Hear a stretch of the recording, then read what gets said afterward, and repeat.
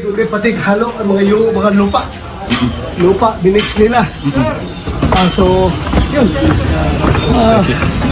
Saka yung mga kabilya na ginawa, hindi naman ganun ang kabilya na ginagamit sa proper construction. Hindi man yun, parang kung saan lang napulot na kabilya yun. Thank you. Thank you, Senator. Sige, ha? Good luck po sa hearing.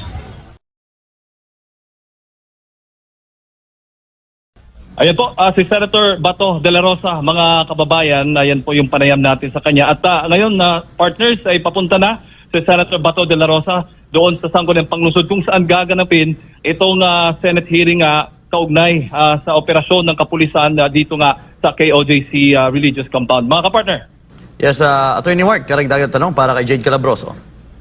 Klaro-klaro yung sinabi ni Senator Bato na kahit anong bakal na lang nilagay doon. So, klaro-klaro na yung gumawa doon, hindi expert in the construction. Hindi yung mga minero, hindi yung mga construction worker, but mga kapulisan, ginagamit ng kanilang mga boss bilang mga construction worker or mga panday.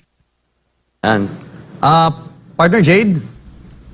Yes, Franco, go ahead.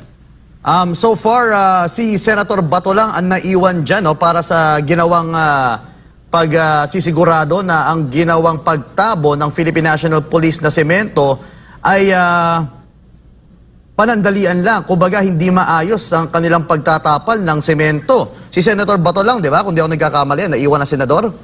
Yes, partner, oo, pangalawang beses, binalikan talaga. Yung una, kasama niya si Senator Robin Hood Padilla. Ngayon, ay yung pangalawang beses, siya na mag-isa partner. Personally, siya pa nga nag-utos kanina na butasan, pabutasan yung bahagi na yon, na yung bahagi na sa kumakalat, kaugnay nga sa mga kumakalat na sa social media, na kung saan na halatang-halata talaga na sinemento. Minadali yung pang-proseso partner ng pagsesemento at pagtatakip doon mismo sa butas na yan, sa flooring ng basement ng Jose Maria College. Yes. Tanong ko lang din yung kamusta ang sitwasyon ng kapulisan dyan? Gaano? Marami pa ba o wala na halos police ang nasa vicinity ng KOJC compound? Simula kahapon, partner, bawas na yung bilang ng mga pulis nandito mismo sa KOJC Religious Compound. May advance party nga ng Senado kahapon at naikot natin yung paligid, yung palibot ng KOJC Religious Compound. Bawas at kukonti na lamang.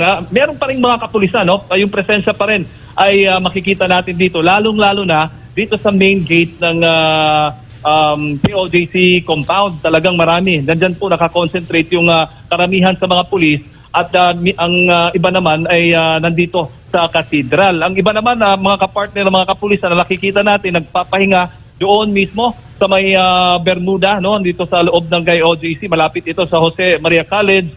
Ganyan ang nakikita nating ang presensya ng mga kapulisan dito sa loob ng KOJC compound. Pero malinaw na labas-pasok na, maka-access na tayo sa katedral, sa lahat ng lugar dyan sa KOJC. Wala nang barikada. Tama ba, partner? So far, for the first time, mga kapartner, ngayong sa loob ng 14 na araw, nakapasok yung mga KOJC Legal Counsel at yung mga missionary workers at na personal na nasaksihan ang loob ng katedral at mismong yung basement ng Jose Maria College.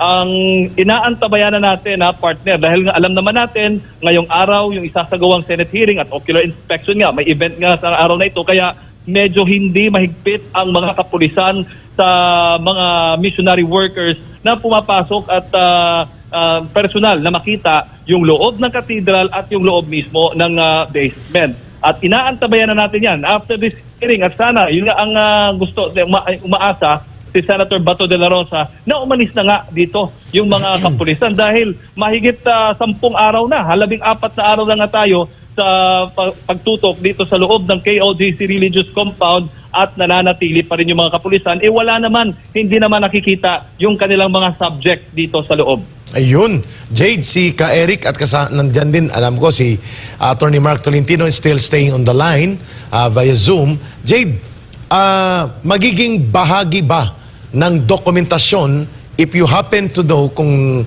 nailahad ba ni Senator Bato de la Rosa in the intent na kanyang gustong ma-establish that there is a deliberate attempt na i-hide o itago ang mga illegal excavation and mga pagbubungkal sa istruktura sa basement ng paaralan na ito, do you think or nagkaroon ka ng ideya na ito'y magiging bahagi ng nagpapatuloy na iniimbestigahang paglapastangan sa KOJC ng mga rights ng ating mga kapatid dyan, Jade? Tama ka, partner ka-Eric. Tulad nga lang sinasabi kanina ni Senator Bato ng mga kapanayam siya ng media, kung magiging bahagi ba ito ng mga paglabag ng mga kapulisan dahil nga property it's a private property na sinisira ng mga kapulisan dito nga sa loob ng KOJC Religious Compound. Pero nasa bahagi na yan ng KOJC Legal Counsel ang pagsasampa ng kaso doon sa mga violations na commit nila. Pero sa bahagi naman ng mga senador, ito ay iniimbestigahan in aid of legislation. Gusto nilang makita na talagang yung ginawa ng kapulisan ay hindi nasaklaw doon sa kanilang order, yung arrest warrant na isinilbi dito sa KOJC. So